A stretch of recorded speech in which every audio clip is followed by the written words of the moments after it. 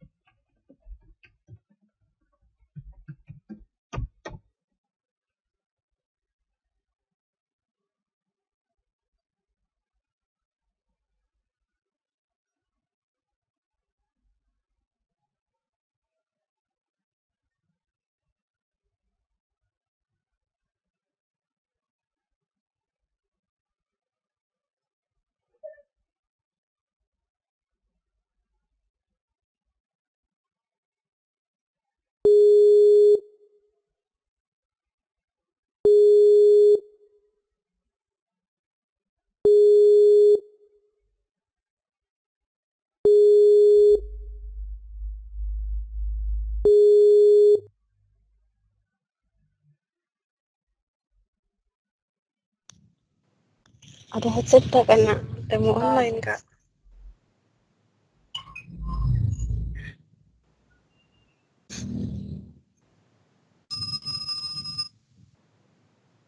Pada naik motor itu gembalanya. Kayaknya Itu juga tadi. banyak sekali. Banyak banget. Jadwalku temu online.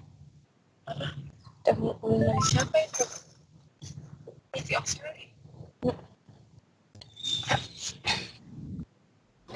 Ada kemarin yang itu youth connection dari Halo, Halo?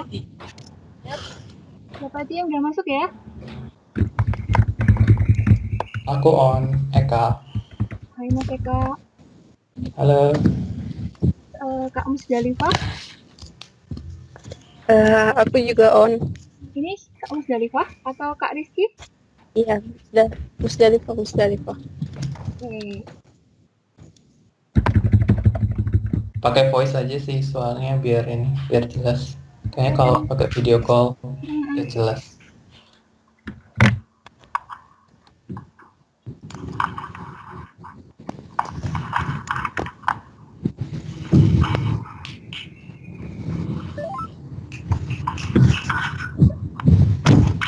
Sambil saya nambahin Gimana? orang-orang yang lain ya.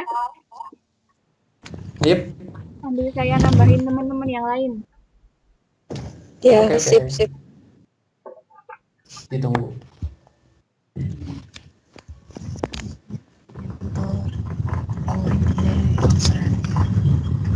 Di sini ada siapa aja ya?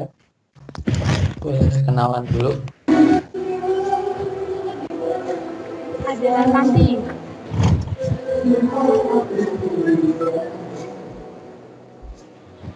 Ada Mus juga.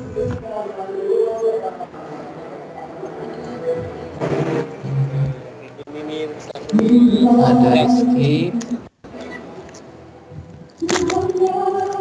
Ada Riris, ada Musdalifah, ada Kanti. Aduh, itu yang belakangnya ada suara itu siapa ya?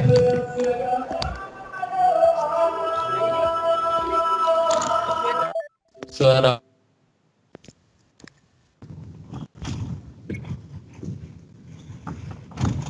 Sama ada yang connection tes.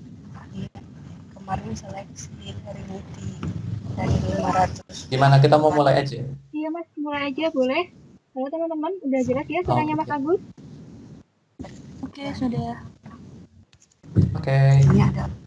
Pertama, perkenalkan, nama aku Agus Sofyan Eka Hidayat, panggilannya Eka atau Agus juga nggak apa-apa, tapi lebih senang kalau dipanggil Eka aja. Sekarang ngambil Master of Education di Monash University dengan beasiswa LPDP. Sekarang sudah semester 3 dan tinggal 1 semester lagi di Monash.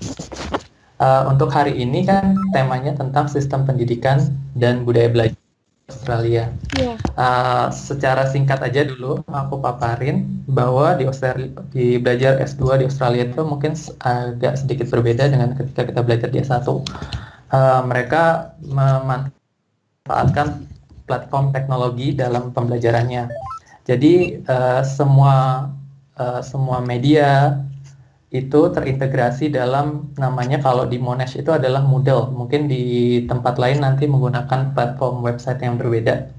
Jadi semua kayak jadwal, materi, tugas, itu semuanya menggunakan platform Moodle itu kalau di Monash.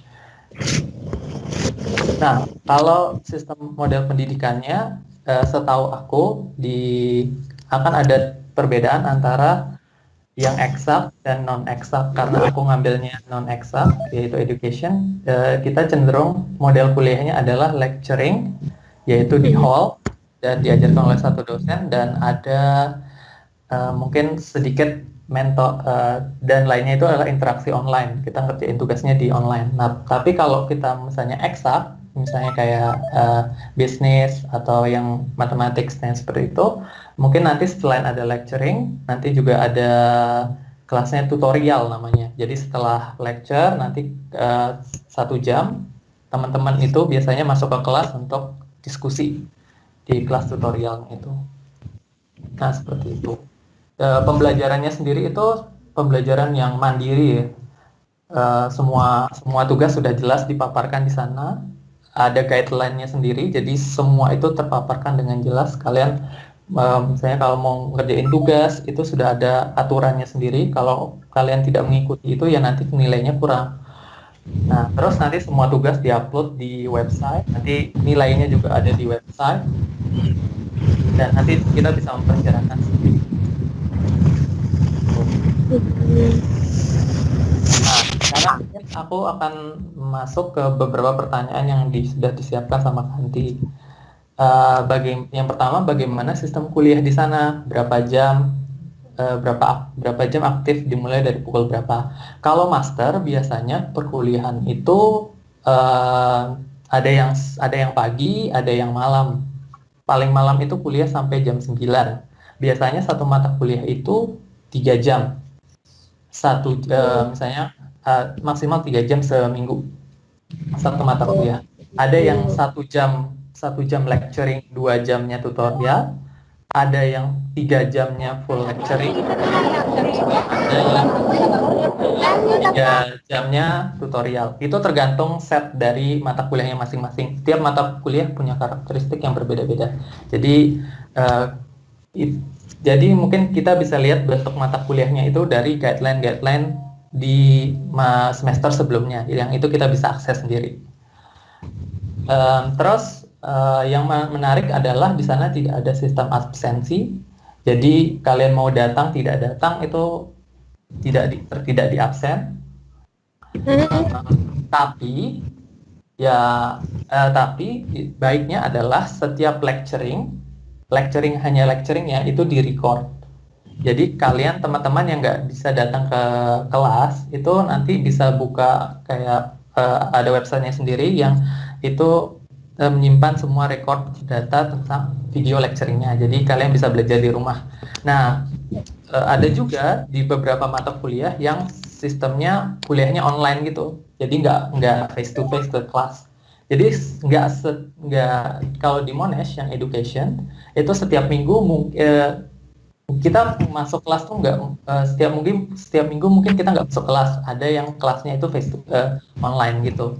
Jadi kita di depan laptop, lecture-nya ngasih kuliah tanpa harus masuk ke kelas. Tapi ada waktu-waktu tertentu yang sudah terjadwal yang dimana ada pertemuan face to face. Gitu. Mungkin dari situ ada yang mau ditanyain dulu. Lanjut ya. Terus yang kedua ada pertanyaan untuk setiap mata kuliah bagaimana sistem penilaiannya. apakah sama dengan di Indonesia? Untuk aktifan di kelas, kehadiran kelasnya gimana? Nah, kalau mata kuliah sistem penilaiannya itu tergantung nanti dari dosennya sendiri. Kalau mungkin ada, kalau di yang eksak, yang non eksak di Monash itu penilaian itu base dari essay yang kita buat. Jadi ada assignment-nya. Biasanya kalau aku di Monash di Edu itu tugas itu dibagi jadi 2, yang untuk midterm dan last semesternya, dan itu bobotnya berbeda-beda. Biasanya kalau yang untuk kelas semester itu bobotnya 50% dan itu sama dengan essay 4.000 kata. Kalau yang kelas eksak mungkin dia ada, karena ada ujian ini ya, ujian tulisnya. Nah, bedanya eksak dan non eksak itu biasanya non eksak itu nggak ada ujian tertulis, kalau eksak itu ada ujian tertulisnya. Nah, bobot yang lebih besar itu kalau eksak itu adalah di ujian tertulisnya sendiri. Nah, untuk assignment-nya itu bobotnya nggak terlalu besar, seperti itu. Kalau keaktifan di kelas mungkin nggak masuk perhitungan ya, tapi di beberapa mungkin ada yang mengakomodasi ini dengan memberikan penilaian dari aktivitas di forum. Jadi kalau di Moodle itu ada forum kan. Nah, nanti teman-teman yang mengisi aktivitas weekly-nya tiap minggu akan dinilai sama dosennya dan itu dimasukkan dalam bagian penilaian. Tapi itu mostly bobotnya cuma 10%. Dan itu jarang-jarang ada di beberapa mata kuliah. Aku baru ketemu itu 1 kali dari 3 semester ini. Jumlah rata-rata siswa dalam kelas itu nggak tentu ya, tergantung teman-teman mengambil mata kuliahnya sendiri. Jadi di setiap akhir semester itu akan ada yang namanya allocate class, yaitu adalah kayak sistemnya KRS-an lah kalau di Indonesia namanya. Yang itu kita bisa memilih mata kuliah yang kita akan ambil di semester depan. Nah, nggak semua mahasiswa akan mengambil mata kuliah yang sama dengan minat kita. Nah, kalau yang modelnya kelasnya kelas besar mungkin orangnya bisa sampai 30 sampai 100. Tapi mungkin untuk minat tertentu ada yang cuma 5 orang yang spesifik minatnya. Paling hanya ada 5 sampai 10. Nah, itu tergantung nanti apakah banyak yang minat ke kelas itu atau tidak. Nah, kalau paket mata kuliahnya itu sendiri nanti tergantung jurusan yang kita ambil. Nanti ada guideline-nya sendiri. Misalnya kalau untuk education itu ada banyak penjurusan. Misalnya Master of Teaching, ada Master of TESOL, ada Expert in Teaching and Learning, ada Master of Digital. Nah, itu punya mata kuliah yang berbeda-beda. Nah, itu nanti kita akan mengeset itu berdasarkan jalur minat yang kita pilih. Ya, nanti kalau kejemputan tadi. Untuk penilaiannya sendiri, saya ada pertanyaan, jika skor atau tidak memenuhi standar, apakah ada sistem pengulangan remedi di ujian akhir? Setahu aku, kayaknya nggak ada ya. Kalau fail, dia akan mengulang di semester depan, atau kalau ada kuliah summer, short break gitu, apa sih namanya istilahnya? Semester pendek ya. Enggak, kalau di Indonesia namanya semester pendek kan? Iya. Nah, di Australia juga ada seperti itu. Kalau di mana itu biasanya di summer break. Karena summer break itu kan breaknya hampir 3 bulan, dan itu biasanya disisipkan untuk semester pendek. Jadi teman-teman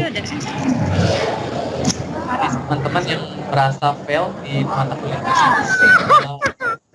bisa memilih untuk mengulang di semester ini. Tapi konsekuensinya mungkin kalau diberi beasiswa tidak akan utama. Jadi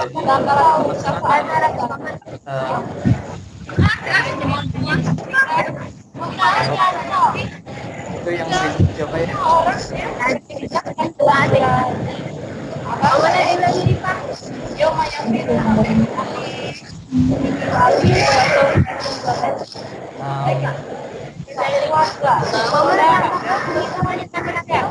Untuk tugas apakah kalau eksak biasanya ada tugas kelompok.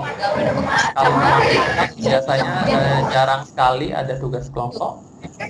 Semuanya itu mostly individu, misalnya presentasi atau itu semuanya individu. Tapi kalau eksak itu biasanya ada tugas kelompok yang bentuknya presentasi atau makalah seperti itu. Untuk fasilitas pembelajaran di Australia sendiri apa aja yang disediakan? Nah, kalau menurut fasilitas untuk menopang pendidikan di Australia itu sangat jauh teman-temannya di Indonesia. Di mana fasilitas itu sangat lengkap dari lab, perpustakaan, akses komputer, internet, akses jurnal itu sangat tersedia. Bahkan untuk setiap anak master itu akan support yang namanya graduate hub yang kita dan buat anak-anak master. Dan di situ udah disediakan kayak bekas, minuman, susu seperti itu untuk menopang teman-teman yang misalnya mau belajar, menghabiskan waktu belajar di Grade Hub gitu. Jadi itu tuh benar-benar disupport. Bahkan setiap fakultas punya hubnya sendiri yang menampung teman-teman untuk belajar. Nah, di beberapa terus selain itu untuk menopang misalnya karena tidak memungkinkan bahwa banyak mahasiswa internasional yang datang ke Australia. Jadi ada yang namanya workshop, banyak workshop misalnya workshop tentang referencing, workshop peningkatan tentang language, itu semuanya diakomodasi.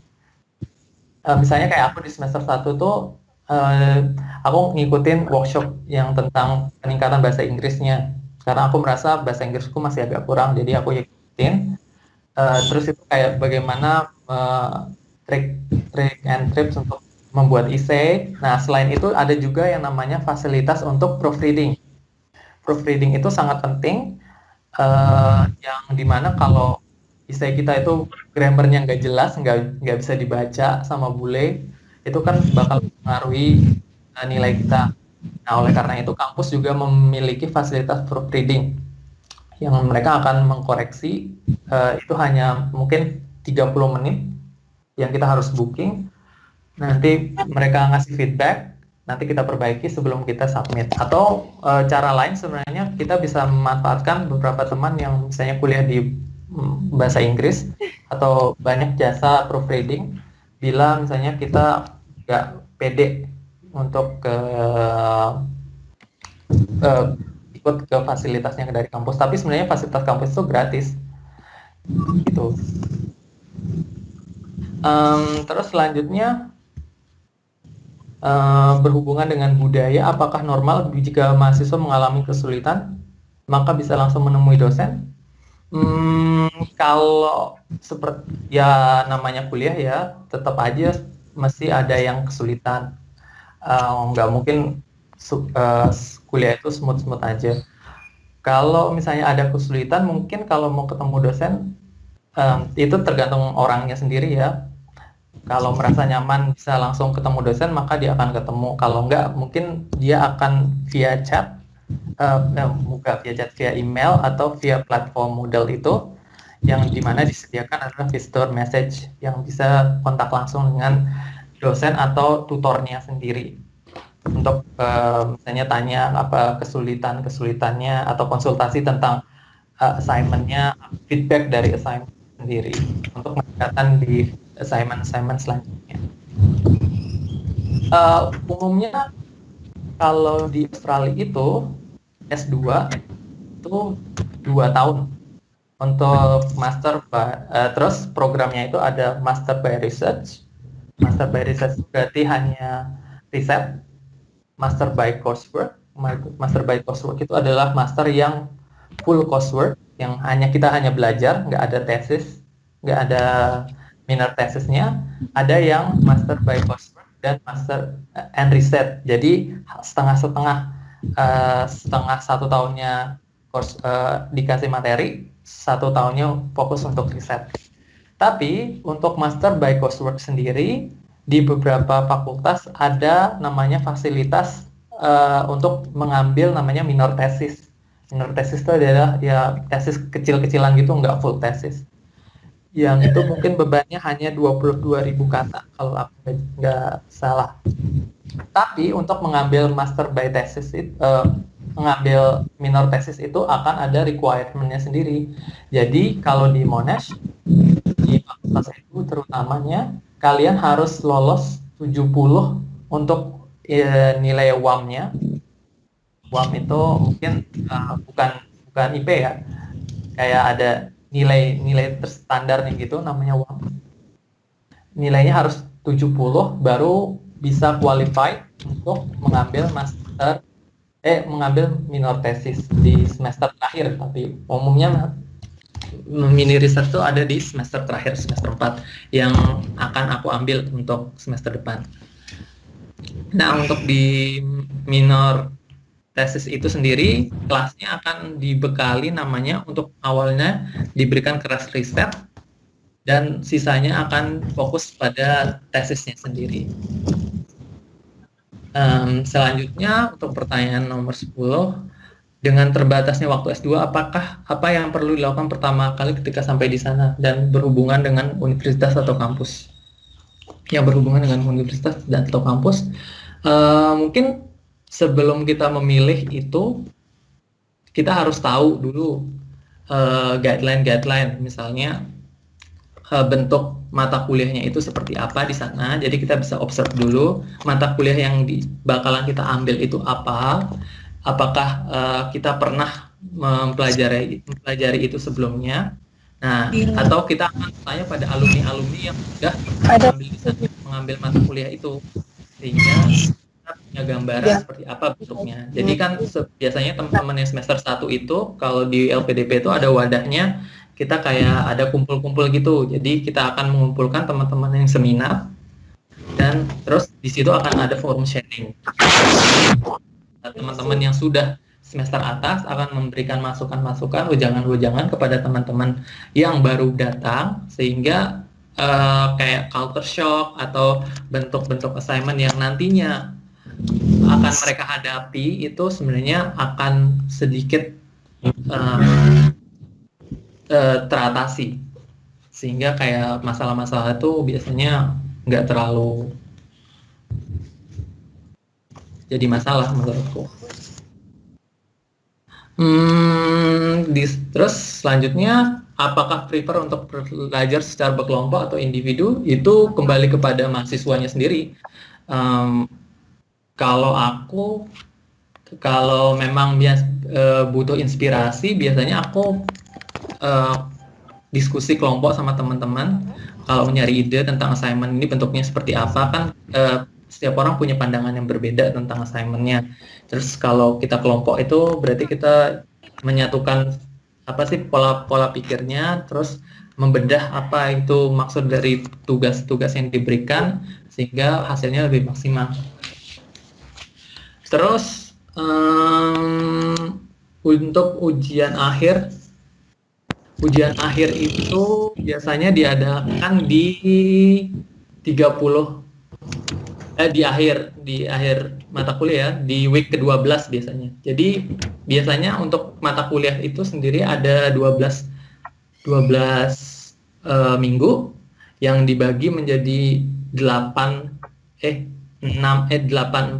kalau aku nggak salah itu 86 kalau aku nggak salah. Berarti 66 ding.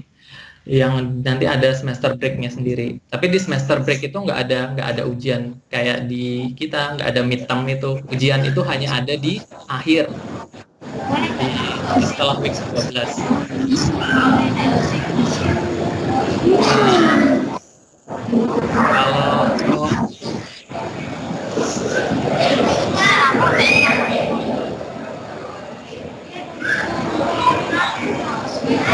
Apa lagi?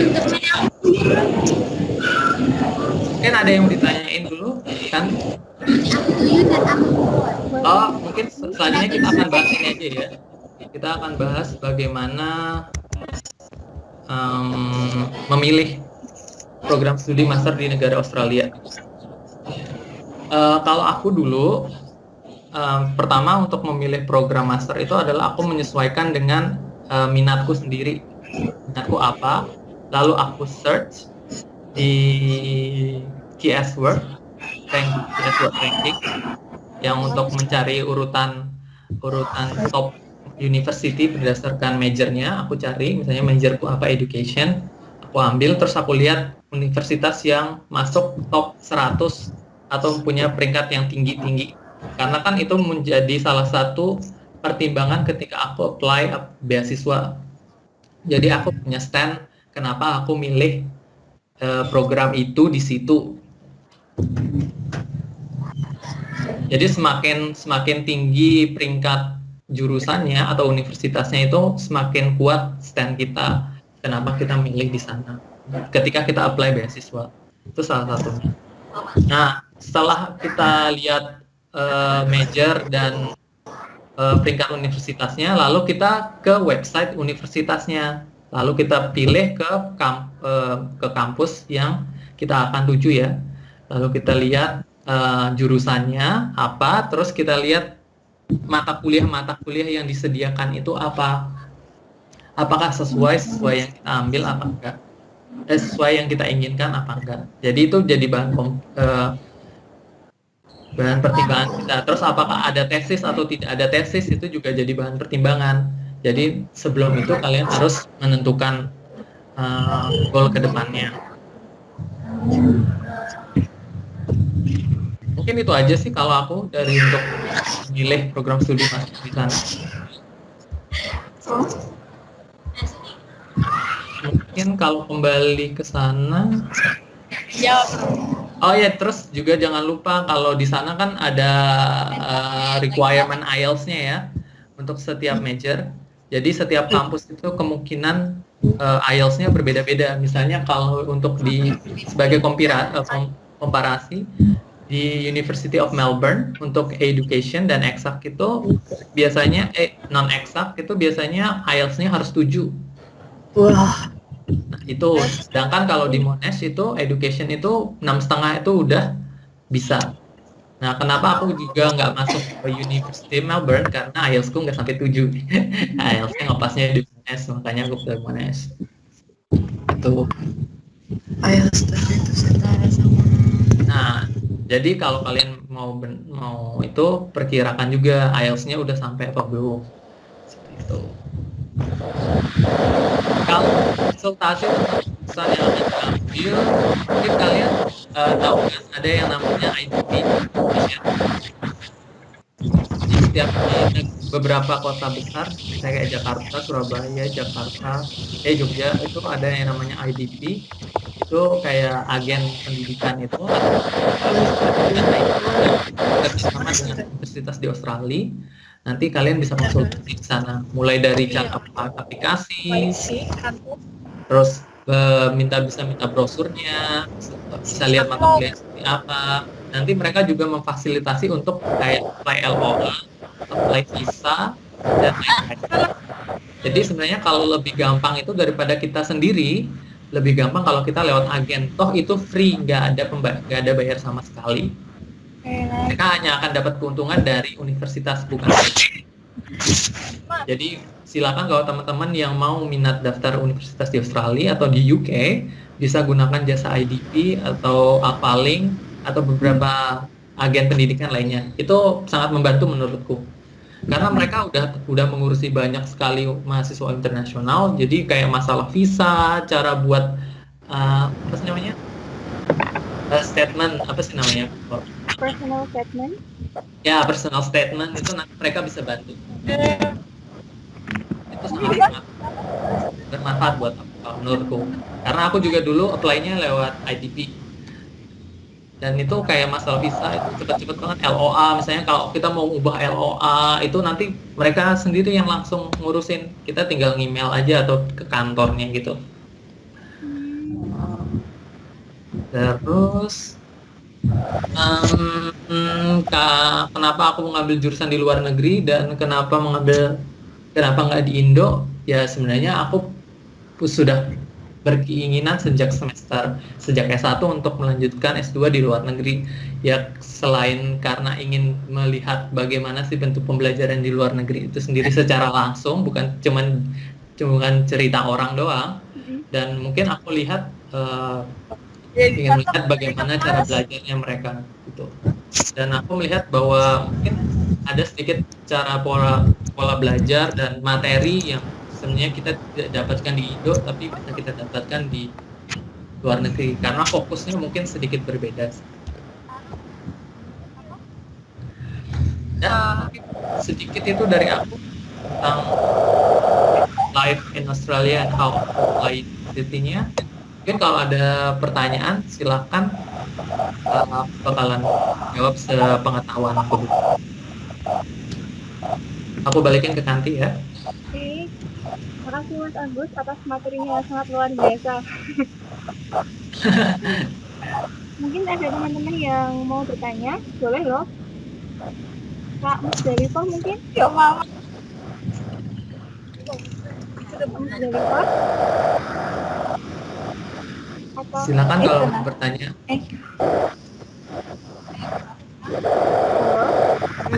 Halo. Kak Musdalifah? Atau mau Kak Rizky boleh mungkin? Oh iya.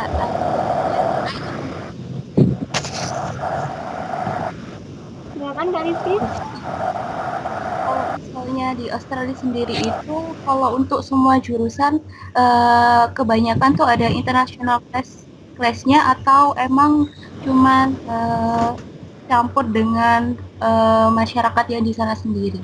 Kalau seperti itu tidak ada yang namanya kayak pengkotak-kontakan gitu ya. Jadi semua orang bisa milih gitu. Jadi di kelas tuh yang nggak cuma ada orang Australia aja, banyak mereka bergabung dengan mahasiswa internasional juga.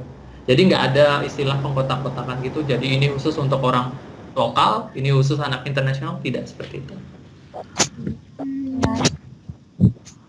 Jadi tapi kalau di Australia kalian akan sedikit kaget untuk mengambil master. Kalau teman-teman di masternya itu cenderung native-nya itu, misalnya orang bule itu nggak banyak gitu loh.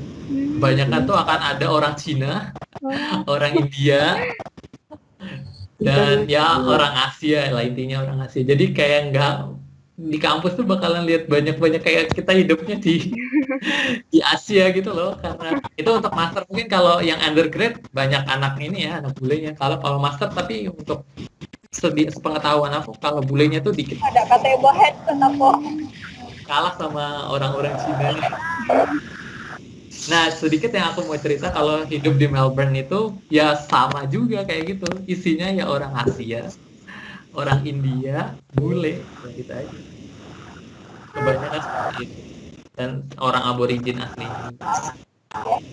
Kalau Mas Agus sendiri tinggalnya di asrama atau bagaimana Mas?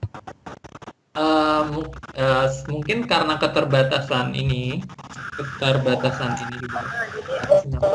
living allowance, aku lebih prefer untuk di rumah. Jadi kalau di Australia, di Melbourne atau di Clayton pada umumnya, Clayton tuh tempatnya Monash University ya. Itu tuh banyak mahasiswa Indonesia yang menyewakan rumahnya. Jadi kayak di Indonesia namanya kontrakan lah. Jadi kamarnya dikontrakin kayak gitu. Kita bayar kalau sebulannya itu rata-rata 600 sampai 700 sebulannya.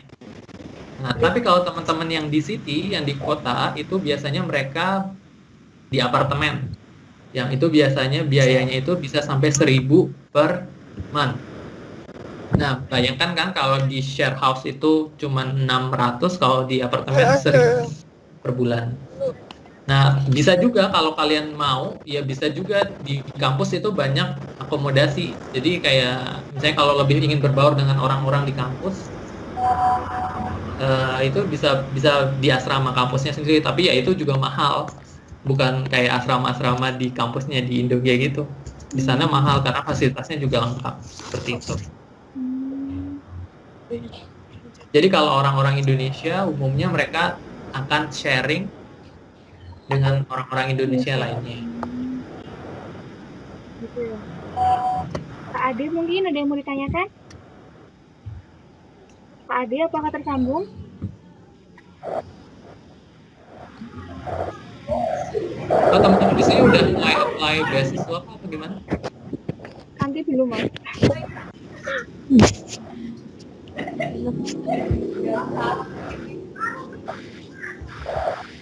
Ada lagi yang mau ditanyakan?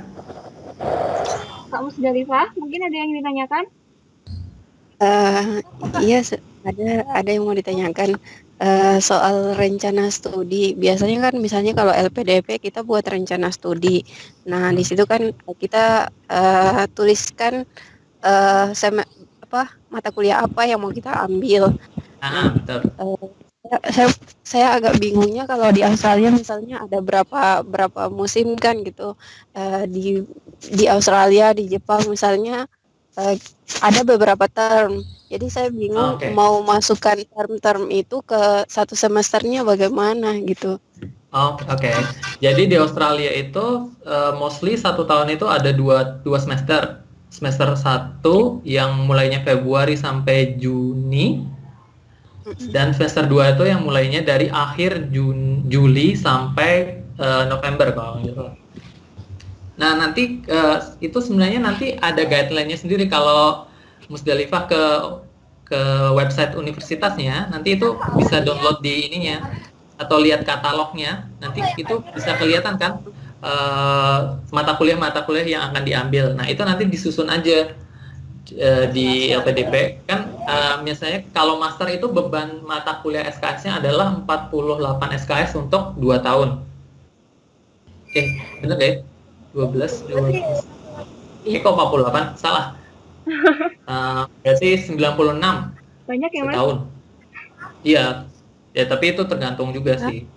Tergantung mata kuliah. Tapi sebenarnya kalau di edu, kalau menurutku itu kita itu 24 SKS 1 semester ya. Tapi itu mata kuliahnya cuma 2. Cuma 2 Mas? Ya kalau di education itu mata kuliahnya cuma 2. Tapi itu bebannya 24 SKS. Satu kuliahnya 12 SKS. Nah, kalau di eksak mungkin nanti beban kuliahnya tiap mata kuliah itu mungkin hanya 3 atau 4, tapi mata kuliahnya banyak, sehingga satu semester tetap 24 SKS, seperti itu. Nah, nanti Musdalifah kalau mau buat rencana studinya, nanti bisa ke website universitasnya, dilihat, di-download brosurnya, nanti di situ kan ada list mata kuliahnya, nanti per semesternya bisa di range gitu, mana aja yang diambil.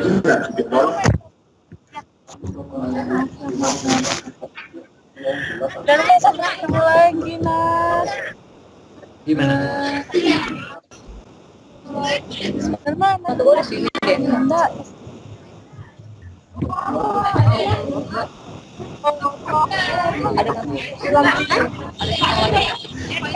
Iya, berapa aja? Satu aja, soalnya dia beda jurusan.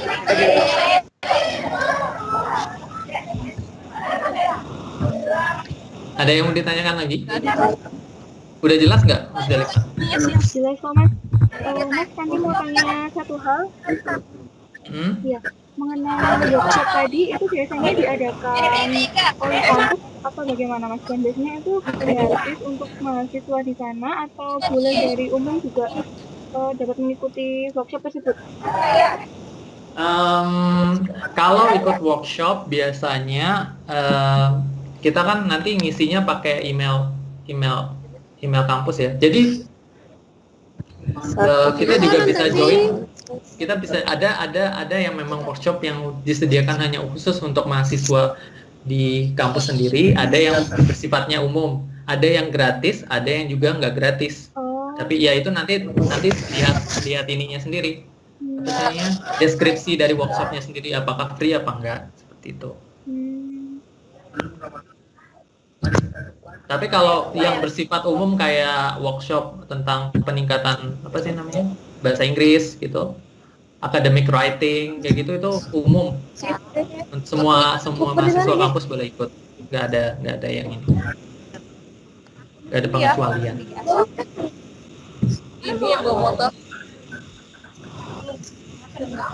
Mas, tadi satu lagi. Misalnya aku nih jurusan pendidikan bahasa Inggris misalnya. Kalau ketika master ambilnya jurusan lain, bisa nggak Mas? Setahu aku bisa. Aku punya teman anak AAS, namanya itu Nisa. Dia S1-nya adalah psikologi dan sekarang ngambil di Monash itu ngambil Master of Human Development. Nah, itu sebenarnya bisa, tapi masalahnya adalah ketika kamu nanti wawancara beasiswa. Stand kamu kuat nggak? Kamu punya alasan yang kuat nggak kenapa kamu ngambil itu? Nah, itu kan jadi bahan pertanyaan. Misalnya kamu sekarang, kayak aku juga punya teman sih, dia itu anak teknik, tapi S2-nya ngambil bisnis. Bisnis tapi yang ada teknik-tekniknya sedikit. Nah, dia itu mengaitkan kenapa dia ngambil ke bisnis, karena masih ada yang inline dari ilmunya yang ada di situ. Karena bisnisnya bisnis yang teknologi gitu. Itu nanti kembali ke stand-nya kamu ketika apply beasiswanya. Karena kan intinya kan kita mencari beasiswa, tapi itu kan nanti tergantung kalau kamu bisa biaya sendiri ya terserah kamu. Tapi umumnya kampus akan welcome ketika kamu ngambil jurusan yang inline. Tapi konsiderasinya adalah nanti tetap dilihat apakah kamu qualified untuk ngambil itu atau enggak. Nah, nanti misalnya ada namanya kayak credit point gitu. Jadi misalnya kalau jurusanmu itu ada inline dengan beberapa mata kuliah di semester depan. Jadi kuliah semester S1-mu itu ada yang inline dengan, ada yang sesuai dan diakui oleh Monash atau universitas lainnya, itu nanti kamu bisa ngambil credit point. Jadi SKS-mu itu nanti lebih sedikit gitu. Di temanku yang anak HI di Sydney, karena S1-nya di UGM, dia itu HI juga di UGM. Nah, itu dia yang harusnya 2 tahun, dia bisa kuliah cuma 1,5 tahun karena ada kredit yang diakui. Jadi dia nggak perlu ngambil mata kuliah itu di S2-nya.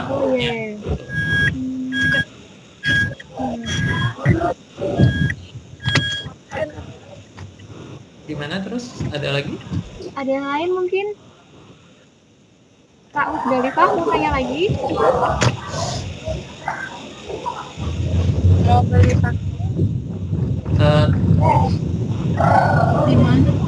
Halo? Kak Musdalifah? Ada yang mau bertanya lagi? Kak Rizky?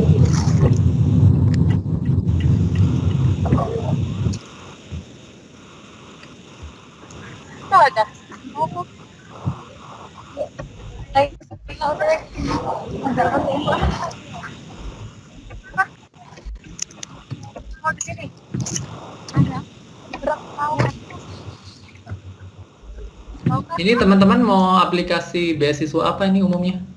Pada mau apply apa? Beasiswa apa? Aku pernah LPDP juga sih Mas, tapi belum lolos. Udah berapa kali? Sekali? Apa 2 kali? Nggak lolosnya di wawancara apa administrasi? Di asesmen online. Asesmen online-nya berarti administrasinya masih ada yang kurang berarti. Iya.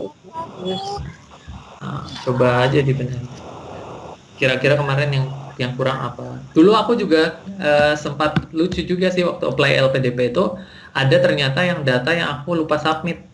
Misalnya kayak data IELTS, data TOEFL-ku kayaknya itu dulu nggak masuk. Mungkin itu yang kayaknya membuat aku gagal di administrasi.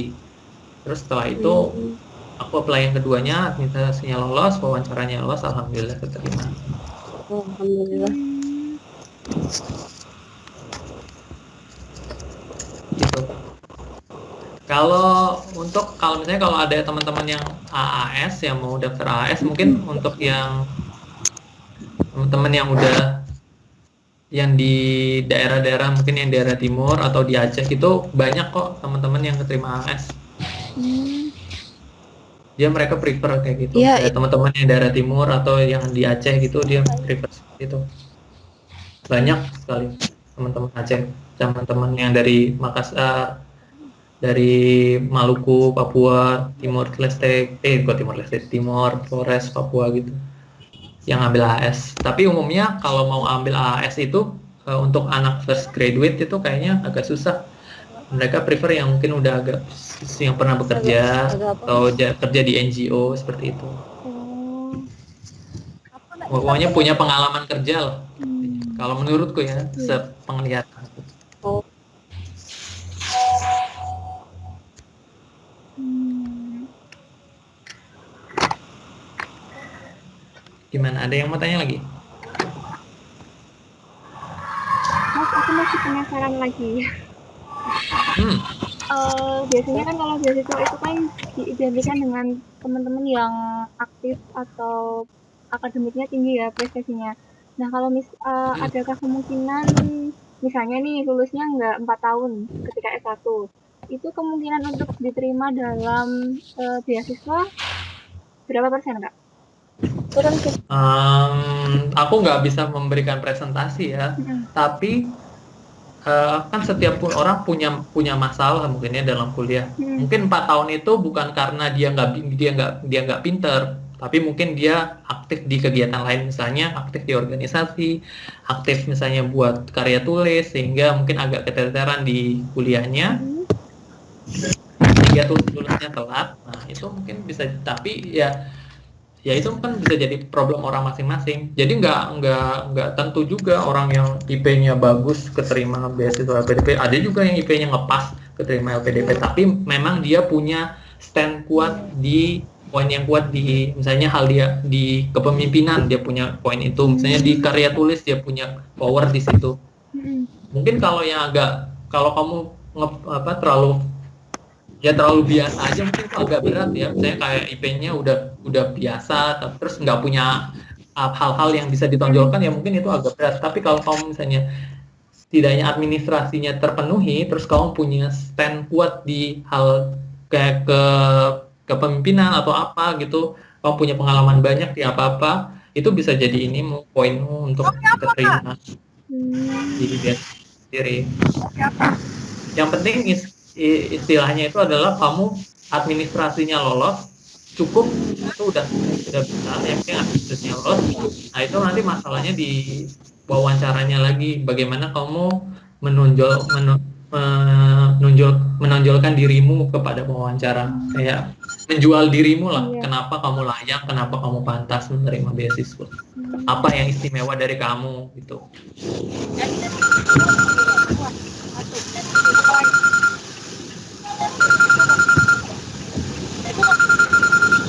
Kue. Karena kue. Terus ada lagi?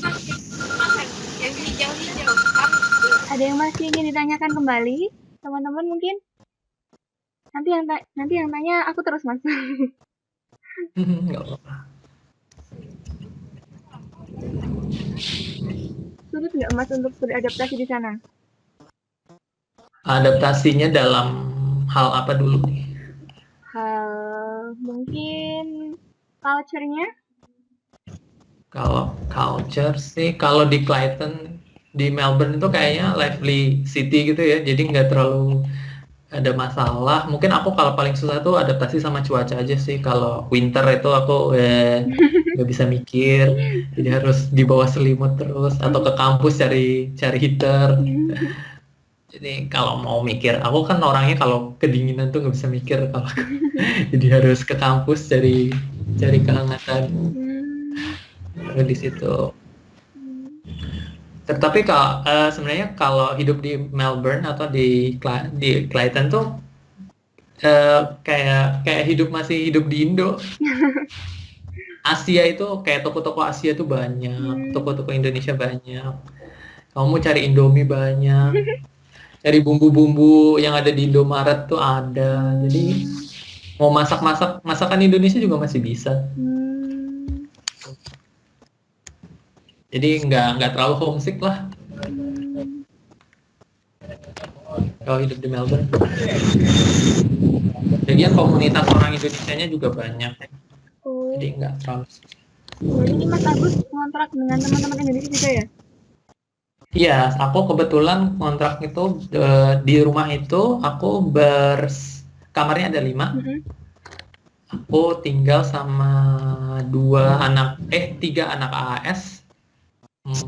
satu anak undergrad, satu anak SMA, Hmm. dan 2-nya anak LPDP.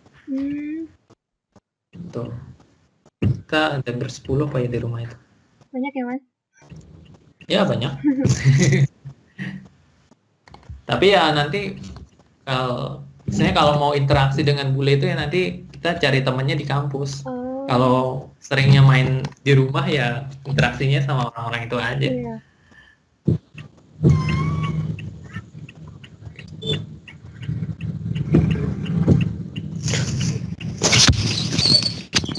Mas Agus mau tanya lagi. Iya, soal adaptasi. Gimana kalau soal makanan misalnya?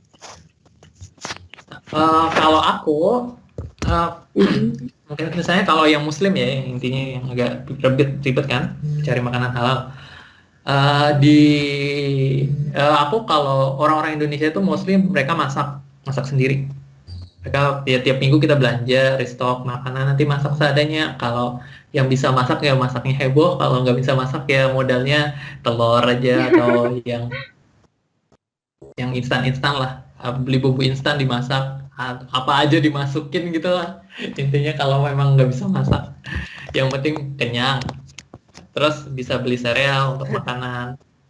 Terus kalau makanan halal mungkin kalau kamu di kampus ada beberapa spot yang menyediakan makanan halal, nanti bisa kalian datangi sendiri, tinggal dipilih-pilih aja. Terus kalau di kayak di kota gitu atau kamu jalan-jalan ya beberapa tempat ada mungkin, tapi yang mungkin agak susah. Untuk warung Indonesianya sendiri mungkin beberapa tempat ada, beberapa tempat nggak ada, jadi bisa kalian Google Map dulu tuh. Tapi kalau mau kemana-mana di Australia itu transportasinya gampang, tinggal naik bus atau naik tram, naik train, semuanya aman terkendali. Kalau aku di Melbourne itu karena aku suka masak, ya aku masak tiap hari. Masaknya bisa untuk kayak misalnya kayak masak rendang gitu, untuk 2-3 hari itu di stok gitu. Sarapannya makannya roti, minum susu.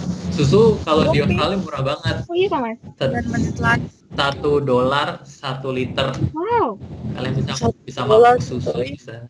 Dan itu fresh ini masih yang fresh. Tinggal ngambil. Jadi aku kayak minum susu tiap hari tuh. Setiap pagi siang sore aku minum susu. Terus jadi gendut. Gitu. Kalau misalnya kayak masalah daging gitu, ada yang halal butcher gitu. Ada tempat-tempat yang jual kayak yang halal, daging halal, ayam halal. Itu gaji nggak masalah. Seru ya, Mas? Bumbu-bumbu juga banyak. Tempe juga ada. Tempe juga Tenang ada. aja kalau mau makan tempe, ada tempe. Nggak usah takut. Tempe juga ada.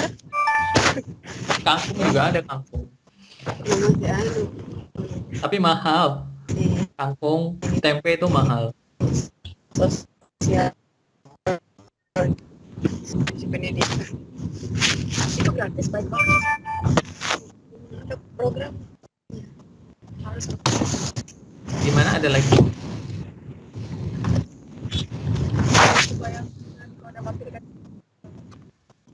Tahu kak di mana kau mampir kakek di misi? Mampir kak di misi persaraya tidur.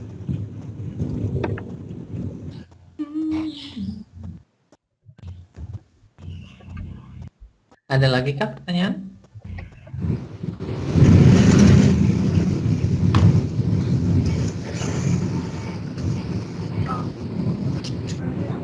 Ada yang ingin ditanyakan kembali? Mas, kalau dari Mas Agus sendiri ada nggak kayak semacam tips apa yang nggak boleh dilakukan sama yang mesti dilakukan ketika di sana? Sorry, suaranya nggak jelas, bisa diulangi lagi nggak? Ada tips nggak dari Mas Agus? Apa?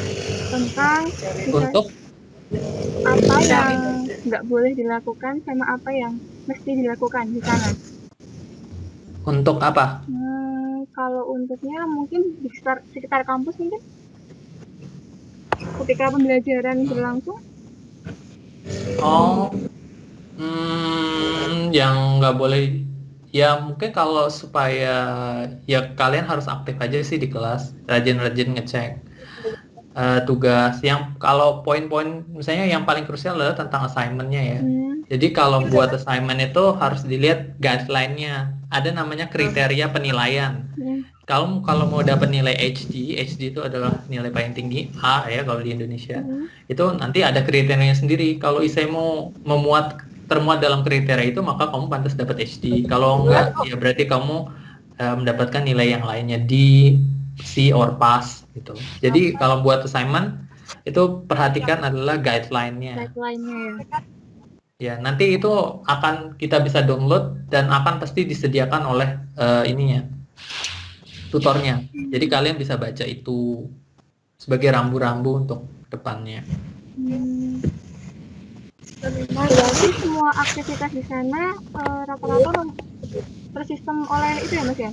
Kita maksudnya? Iya, semuanya itu tersistem. Beda ya Mas? Sudah ada jadwalnya sendiri, ada platformnya sendiri, materi itu diuploadnya di platform itu sendiri. Jadi kalian bisa ngunduh, bisa download jurnalnya juga ada. Jadi setiap minggu tuh kita dikasih bahan untuk belajar gitu. Iya.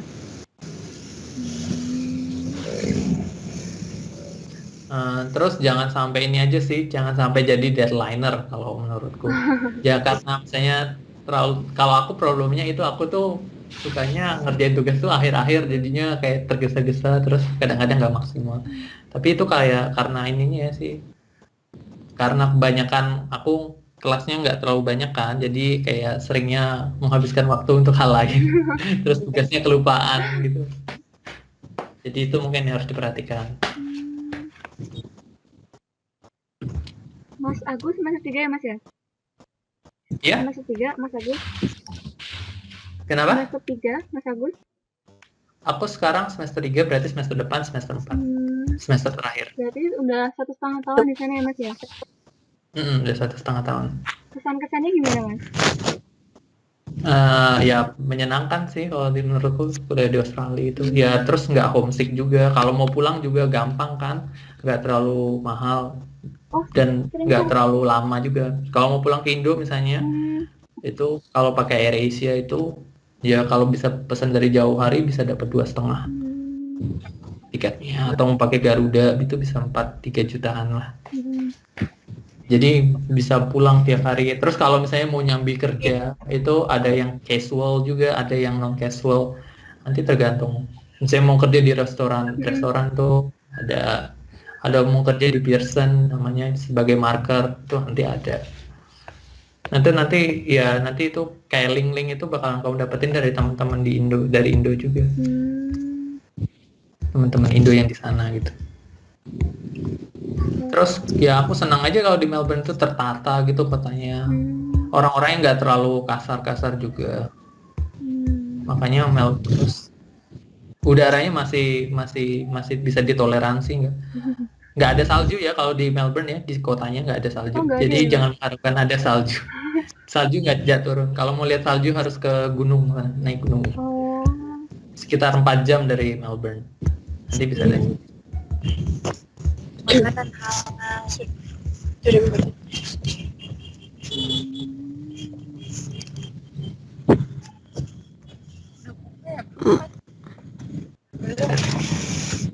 Mas Agus, boleh nanya lagi? Iya, tanggal Bapak. Masih ada berapa lagi ya menit ya? Ya, aku kasih 10 menit lagi deh ya. Iya, tadi soal culture sudah. Soal makanan juga sudah. Kalau soal, maksudnya kalau kita muslim, misalnya jam sholat kita di kampus, biasanya kita bisa ibadah di mana gitu? Atau ada memang tempat yang disediakan? Kalau di kampusnya sendiri? Ada. Kalau di kampus biasanya memang mereka mengakomodasi tentang kebutuhan namanya religius ya gitu ya. Ada memang tempat spot sendiri yang namanya kayak musola kecil-kecilan gitulah. Yang nanti kalian bisa sholat di sana. Nah, misalnya kalau yang kayak kuliahnya mepet-mepet jam waktu sholat itu misalnya kita keluar dulu sebentar sholat terus nanti masuk lagi. Nah itu biasanya dosen-dosen tuh udah paham itu. Tapi kalau misalnya yang kuliah malam juga memang disediakan kayak spot break gitu, misalnya break maghrib itu teman-teman nanti pada sholat nanti masuk lagi. Dosen-dosen di sana udah paham kalau banyak orang muslim dan itu disediakan. So, jadi nggak masalah. Kalau Oh, untuk masalah sholat. Ya. kalau untuk kelas malam dari jam berapa, Mas? Kalau apa? Dari untuk kelas malam itu dari jam berapa? Biasanya kelas malam itu dari jam 6 sampai jam 9. Paling malam tuh kuliah tuh sampai jam 9 menurutku, setauku. Jam 9 tuh udah kelar 9. dan malam.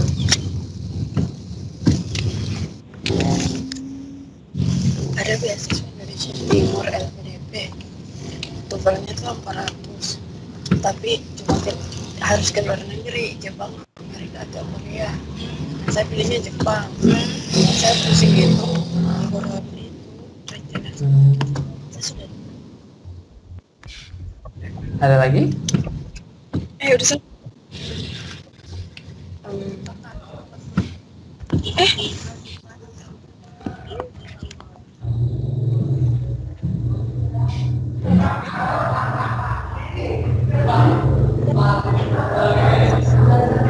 Ada yang lain lagi? Kak Rizky nggak pernah ini ya? Masih tersambung, Kak? Ayo makan. Kak Rizky? Kak, Apa deh? Mungkin kalau ada pertanyaan, misalnya kalau mau personal bisa chat aku aja, nanti bisa minta WhatsAppku di kantin. Iya. Kalau ada yang mau ditanyain langsung chat aku nggak apa-apa, nanti aku jawab. Oke.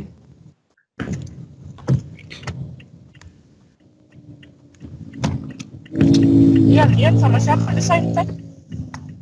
Kenapa? Hari ini mau.